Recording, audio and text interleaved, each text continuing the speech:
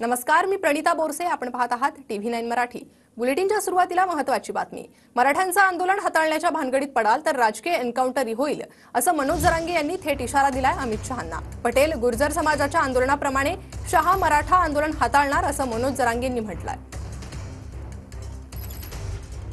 पटेलांचा वापर करून तुम्ही गुजरातमध्ये कोणत्या बेटावरती काय उभा केलं?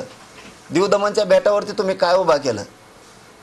नगर हवेलीच्या बेटावरती तुम्ही काय उभा केलं? सिलवाशाच्या बेटावर तुम्ही काय उभा केलं? आणि स्वतःचे लोक तुम्ही खड्ड्यात घालून तुम्ही वर येण्यासाठी तुम्ही कोणत्या थराला गेलेला आहेत ना, ते मला वाटत नसेल की इतक्या लांबपर्यंत काय काय करायला आहे. कारण माझ्या मराठ्याचं आंदोलन हाताळायच्या भानगडीत जर पडाल तर तुम्हाला सांगतो तुमचा राजकीय एन्काउंटर होणार.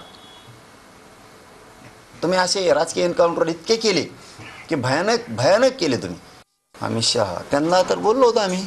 अमित शहा साहेबाला की शिर्डीला आले ते मोदी साहेब तवा बोला आरक्षणाच्या बाजूने. एकदा अमित शहा साहेब याला आले होते.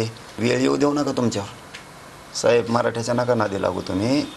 हे बघा, तुम्हाला सरळ सांगतो अमित शहा साहेब, तुम्ही पटेल आंदोलन कसं हाताळलं, गुर्जर आंदोलन कसं हाताळलं,